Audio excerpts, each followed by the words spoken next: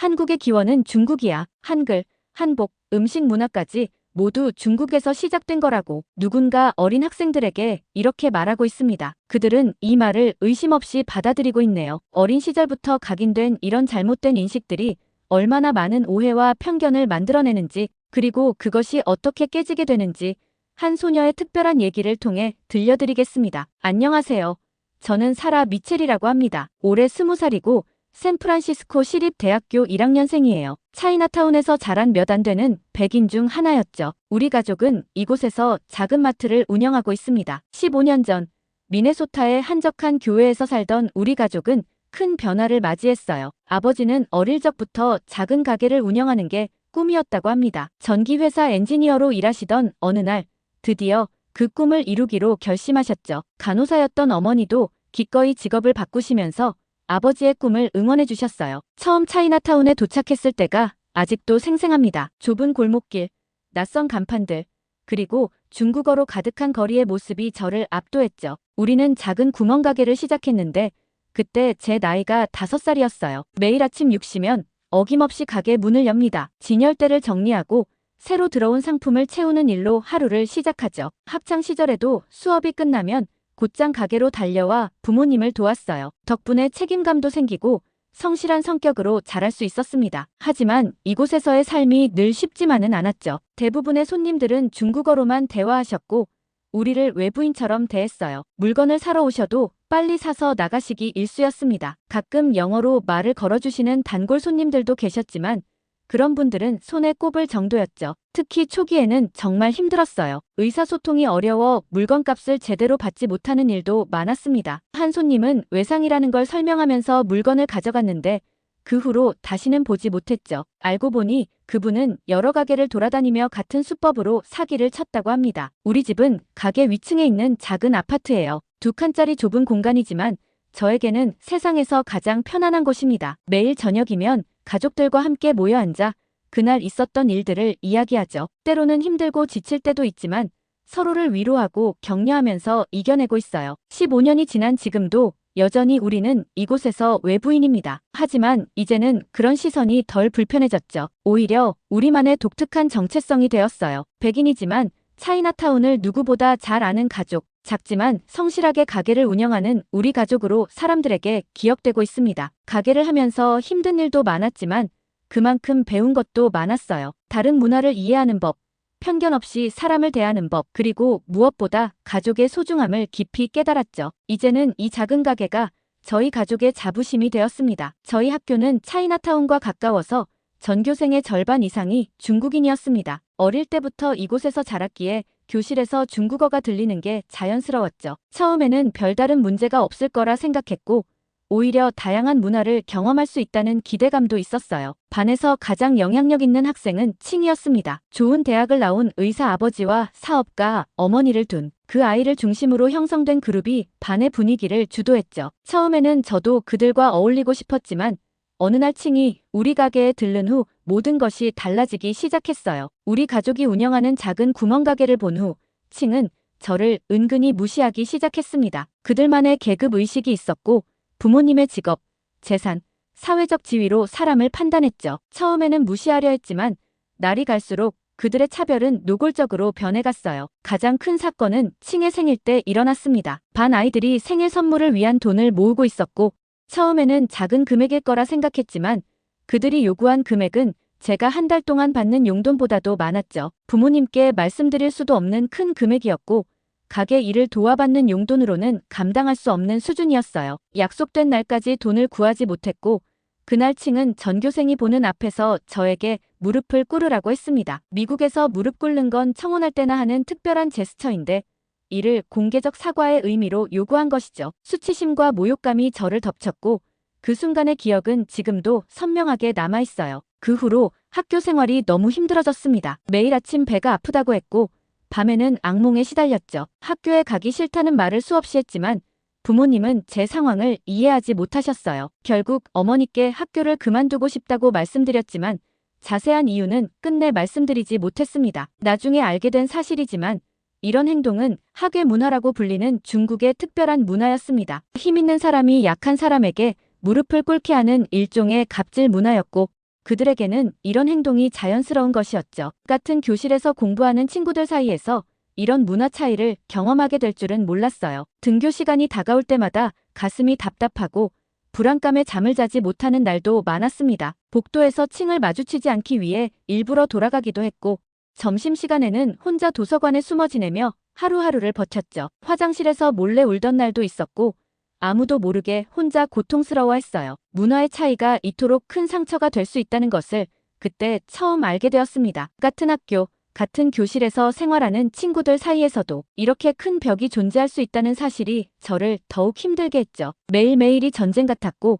언제 이 고통이 끝날지 알 수 없었어요. 매일 똑같은 일상에 지쳐가던 날 우리 반에 새로운 전학생이 왔다는 소식이 들렸습니다. 그 전학생이 아시아에서 왔다고만 들었을 뿐 자세한 이야기는 듣지 못했어요. 솔직히 별로 관심도 없었죠. 전학생 소개 시간, 교실 문이 열리고 한 여학생이 들어왔습니다. 까만 생머리에 단정한 교복 차림이었어요. 무언가 달랐죠. 등을 곧게 편 자세와 자신감 넘치는 표정이 참 인상적이었습니다. 채원의 자기소개는 우리 모두를 놀라게 했어요. 한국에서 왔다고 했을 때 처음에는 영어를 전혀 못할 거라고 생각했죠. 하지만 채원의 영어는 미국에서 오래 산 중국계 학생들보다도 더 정확했습니다. 특히 발음이 정확했고 표현도 자연스러웠어요. 유머도 섞어가며 이야기하는 모습에 반 친구들도 감탄했죠. 수준 높은 영어 실력에 선생님도 놀란 눈치였습니다. 채원에게서는 특별한 분위기가 느껴졌어요. 그동안 제가 만난 중국인들과는 전혀 다른 느낌이었죠. 자신감 넘치는 태도는 물론이고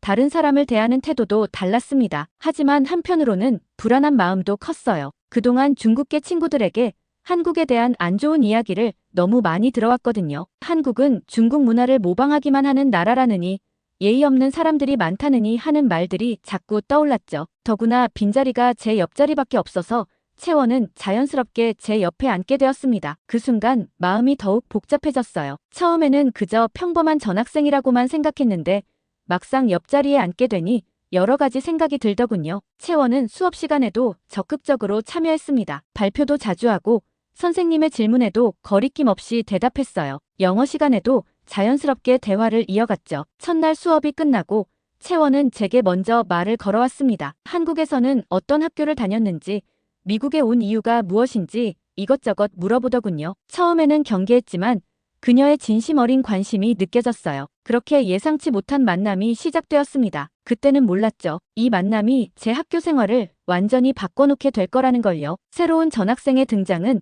그렇게 저의 일상에 작은 따스함을 일으키기 시작했습니다. 하지만 저는 걱정이 되었습니다. 왜냐하면 제가 중국인들에게 들은 한국이라는 나라는 정말 별로인 나라였거든요. 그래서 채원이와 함께 잘 지내야 하는지 아닌지 고민했어요. 아무래도 중국 친구들이 많은 학교에서 한국인 친구와 어울리는 게 쉽지 않을 것 같다는 생각이 들었죠. 차이나타운에서 자라면서 자연스럽게 아시아 문화를 접할 수 있었습니다. 특히 중국 문화는 일상이었고 중국 친구들과 함께하는 시간이 많았어요. 하지만 한국에 대해서는 늘 이상한 분위기가 감돌았죠. 친구들 사이에서 한국 이야기가 나올 때마다 모두의 표정이 어두워졌습니다. 그때 마침 미국에서 한국 문화가 인기를 얻기 시작했어요. 거리 곳곳에서 한국 드라마가 화제가 되고 K-팝 가수들이 빌보드 차트에 오르기 시작했죠. 친구들은 이런 현상을 도저히 이해할 수 없다는 듯한 표정을 지었습니다. 어느 날 무심코 K-팝 노래를 흥얼거렸다가 큰일이 났어요. 친구들이 마치 배신자를 보는 것처럼 저를 쳐다봤죠. 너 왜 한국 노래를 부르는 거야? 친구의 말투에는 비난이 가득했습니다. 그 순간부터 친구들은 한국에 대한 진실이라며 이야기를 늘어놓기 시작했어요. 한국이 얼마나 가난한 나라인지 중국의 돈을 빌리고도 갚지 않는다는 이야기를 했죠. 심지어 한복과 한식마저 중국 문화를 베낀 것이라며 분개했습니다. 더 놀라운 건 한글에 대한 이야기였어요. 한글도 사실은 중국어에서 나왔다고 주장했죠. 한국은 그저 중국의 속국일 뿐이라며 독자적인 문화가 없다고 단정지었습니다. 그때 저는 너무 어렸어요. 중국인과 한국인을 제대로 구별할 줄도 몰랐죠. 매일 보는 친구들이 그토록 진지하게 하는 말을 의심할 이유가 없었습니다. 친구들은 더 심각한 이야기도 덧붙였어요. 한국이 아직도 분단국가라는 것, 전쟁을 일으키려고 핵무기를 만든다는 소문도 있었죠. 치안도 엉망이라며 밤에는 절대 돌아다닐 수 없을 정도라고 했습니다. 이런 이야기들을 들으면서 한국에 대한 부정적인 생각이 자연스럽게 쌓여갔어요. 한국 문화를 좋아하면 마치 배신자가 되는 것 같은 분위기였죠. 한국 좋아하면 너도 사기꾼이 되는 거야 라는 말이 끊임없이 들려왔습니다. 친구들의 말은 계속해서 이어졌어요. 한국의 경제가 얼마나 불안정한지, 문화는 얼마나 피상적인지 끊임없이 이야기했죠. 그들의 말에 따르면 한국의 모든 것은 겉모습뿐이었습니다. 어린 나이에 들은 이런 이야기들은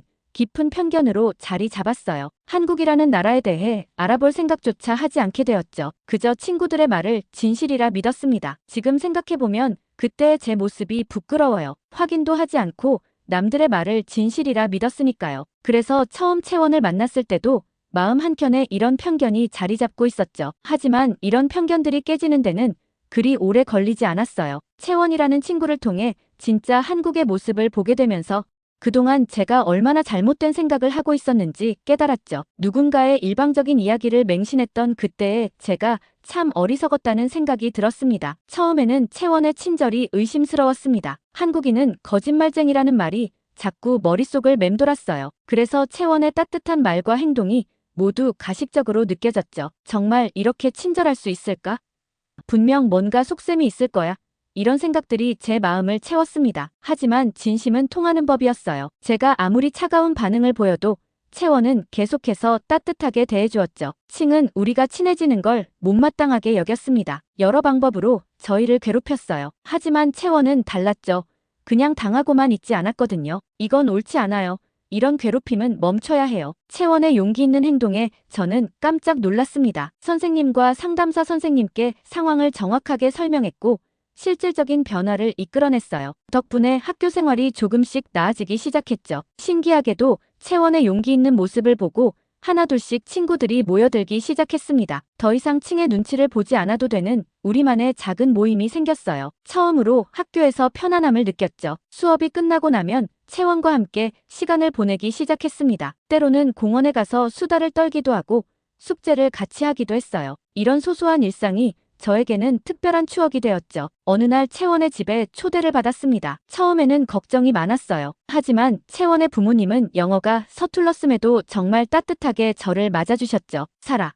우리 집에서 편하게 지내렴 이 한마디에 모든 걱정이 사라졌습니다. 그분들의 미소에서 진심이 느껴졌고 마치 제 부모님처럼 편안하게 대해주셨죠. 그날 처음으로 진짜 한국 음식을 맛보게 되었습니다. 된장찌개의 구수한 향과 입에서 살살 녹는 떡갈비의 맛은 지금도 잊을 수 없었어요. 음식에서 느껴지는 정성과 따뜻함이 제 마음까지 데워주는 것 같았죠. 이제는 학교 가는 게 기다려지기 시작했습니다. 아침에 일어나면 제일 먼저 채원을 만날 생각에 설레었어요. 진정한 친구가 생겼기에 더 이상 외롭지 않았죠. 한국이라는 나라는 이제 더 이상 남이 들려준 이야기 속의 나라가 아니에요. 채원과 그녀의 가족을 통해 직접 경험하고 느낀 진짜 한국의 모습을 알게 되었죠. 매일매일이 새로운 발견의 연속이었습니다. 한국의 문화, 음식, 그리고 사람들의 따뜻한 마음까지 모든 것이 신선하게 다가왔어요. 이전에 들었던 모든 부정적인 이야기들이 얼마나 잘못된 것이었는지 깨달았죠. 채원과 함께하는 시간이 늘어날수록 제 마음속 벽이 조금씩 허물어졌습니다. 이제는 다른 사람의 이야기가 아닌 제가 직접 보고 느끼며 판단하는 법을 배웠어요. 그리고 그 과정에서 한국이라는 나라의 진정한 모습을 발견하게 되었죠. 어느새 대학교 진학을 준비하는 시기가 되었습니다. 매일 채원과 함께 도서관에서 시간을 보내며 우리의 미래에 대해 이야기를 나누었어요. 그 시간들이 무척 특별했습니다. 채원이 심리 상담사가 되고 싶다고 했을 때 모든 것이 이해되었어요. 그동안 채원은 제가 상처받은 모습을 볼 때마다 먼저 다가와 위로해 주었습니다. 누군가 힘들어할 때면 곁에서 조용히 들어주는 것이 그녀의 일상이었죠. 채원은 정말 특별했습니다. 다른 사람의 눈빛만 봐도 그 사람의 감정을 읽어내는 능력이 있었어요. 친구들 사이에 갈등이 생기면 중재자가 되어 서로의 입장을 이해시켰습니다. 단순히 위로하는 것이 아니라 상대방의 마음속 깊은 곳에 있는 진짜 아픔을 찾아내고 보듬어 주었어요. 그제서야 알 수 있었습니다. 왜 채원이 처음부터 저에게 그토록 친절했는지, 왜 제 아픔을 그렇게 잘 이해했는지 말이에요. 그녀에게는 타인의 마음을 이해하고 보듬는 것이 자연스러운 일이었습니다. 채원의 모습을 보면서 저도 제 꿈을 찾게 되었어요. 저와 같이 소외감을 느끼는 청소년들에게 힘이 되어주는 심리 상담사가 되고 싶었습니다. 누군가에게 채원이 제게 해준 것처럼 저도 다른 이들의 빛이 되어주고 싶었어요. 이제 우리는 같은 꿈을 향해 걸어가고 있습니다. 매일 밤 도서관에서 함께 공부하고 서로를 응원하면서 대학 진학을 준비했어요. 힘들 때면 서로에게 기대어 위로를 나누었죠. 부모님도 달라진 제 모습을 보시고 기뻐하셨습니다. 예전처럼 학교를 피하지 않고 열심히 공부하면서도 마트 일도 성실하게 도왔어요. 제 모습을 보시며 부모님 얼굴에도 웃음꽃이 피어났습니다. 마트에서 일하면서도 틈틈이 상담 심리학 책을 읽었어요. 채원과 함께 미래의 계획을 세우고 서로의 꿈에 대해 이야기하는 시간이 늘어났습니다. 우리의 꿈이 점점 더 선명해져 가는 것을 느낄 수 있었어요. 그리고 마침내 우리의 노력이 결실을 맺었습니다. 매일 밤 도서관에서 함께 공부하고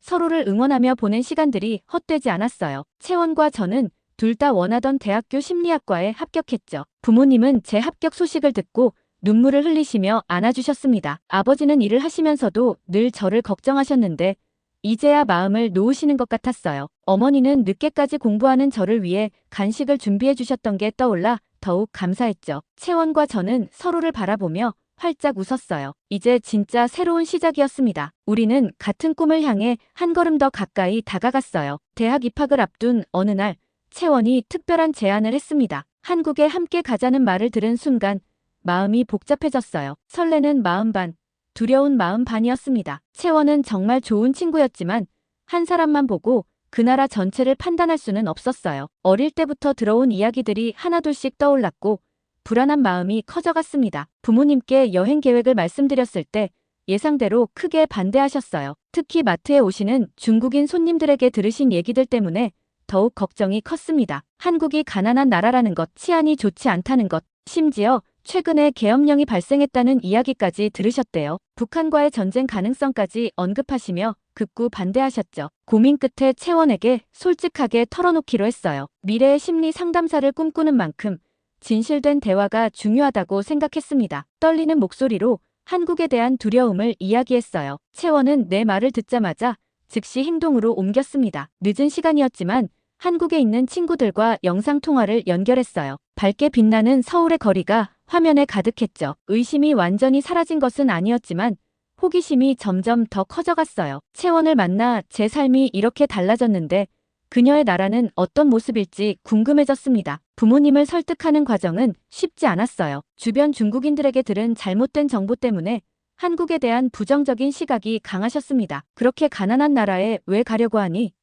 치안도 위험하고 전쟁이 날지도 모르는데. 하지만 저의 끝없는 설득과 채원이의 부모님도 함께 동행한다는 조건으로 한국 방문을 허락하셨습니다. 그렇게 저는 채원이의 가족과 함께 인천행 비행기에 올랐을 때 가슴이 두근거렸습니다. 창밖을 바라보며 많은 생각이 들었어요. 내가 알던 한국과 실제 한국은 얼마나 다를지, 과연 어떤 모습일지 궁금했죠. 비행기에서 채원은 끊임없이 한국의 이야기를 들려주었습니다. 안전하고 편리한 대중교통, 24시간 편의점, 세계 최고 수준의 인터넷 환경까지 하나하나가 새롭게 다가왔어요. 작은 불안감은 여전히 있었지만 이제는 두렵지 않았습니다. 채원이라는 든든한 친구가 있었고 편견 없이 직접 경험하고 판단하는 것의 중요성을 배웠어요. 새로운 모험이 시작되는 순간 설렘이 두려움을 넘어서고 있었습니다. 처음 인천공항에 도착했을 때의 충격이 아직도 생생합니다. 자동문이 스르륵 열리며 마주한 공항 내부는 마치 미래도시 같았어요. 천장까지 닿은 통유리창으로 쏟아지는 햇살,